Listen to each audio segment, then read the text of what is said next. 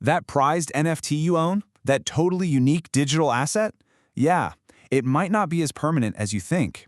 Today, we're going to get right into it and break down exactly why your NFT could literally just disappear.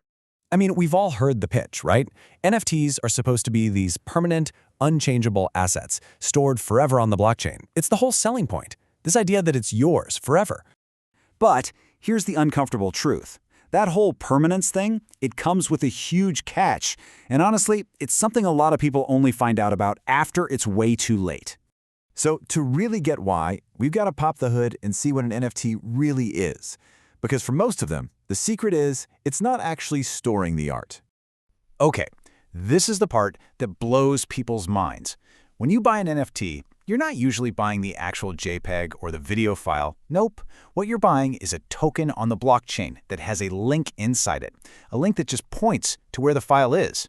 So think about what's inside an NFT. Yeah, you've got the token ID, the owner's address, the smart contract logic.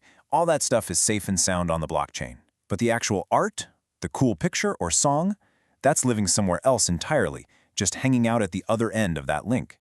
Okay, so the obvious question is, right, if the blockchain is so permanent and secure, why not just, put the whole file right on there? Problem solved. Well, it really comes down to two things, money and practicality.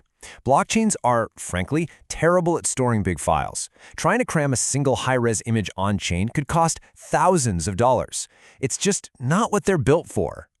And this is what we're going to call the pointer problem. The token on the blockchain, the pointer, that part is permanent. But the file it's pointing to? That's a whole other can of worms. So what happens when that link breaks and the pointer just points to nothing? This is where theory gets real, fast, and potentially very, very expensive.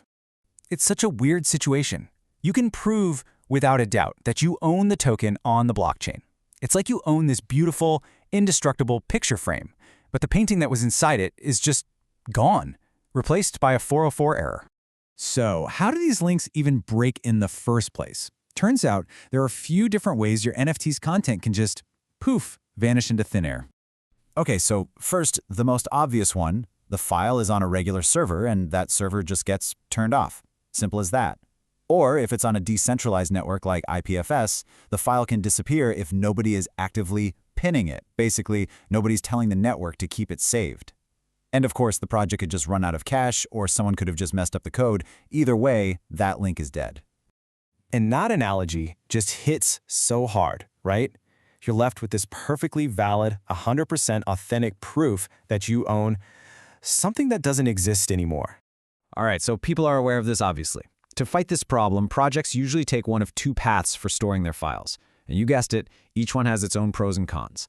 So on one side, you've got centralized storage. Just think of a regular company server, like something on Amazon Web Services.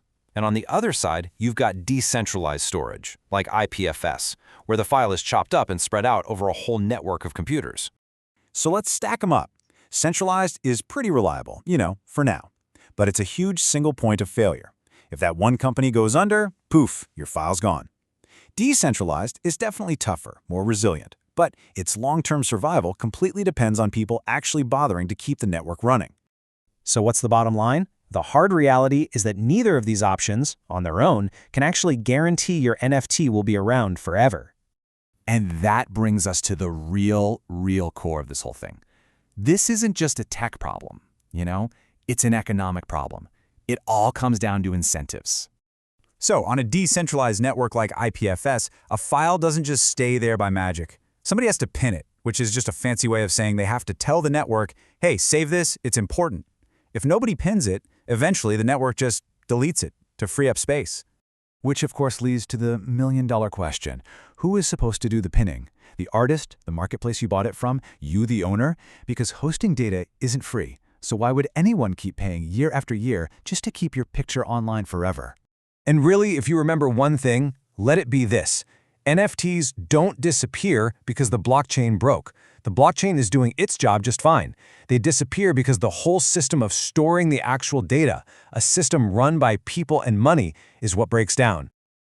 Okay, but it's not all bad news. The good thing is, People really understand this problem now, and the industry is working hard on some really clever solutions to fix it and actually deliver on that original promise of permanence.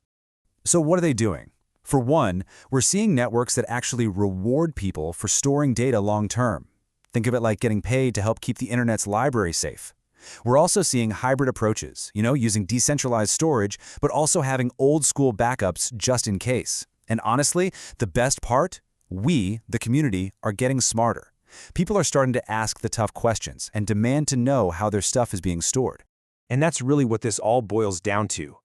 True ownership here isn't just about having the token. It's about knowing the actual asset, the art itself, is permanent. So from now on, before you even think about buying an NFT, you need to ask a simple question. Where is the file, and who's making sure it'll be there tomorrow? Because the answer to that question is the difference between buying a timeless asset and buying a ticking time bomb.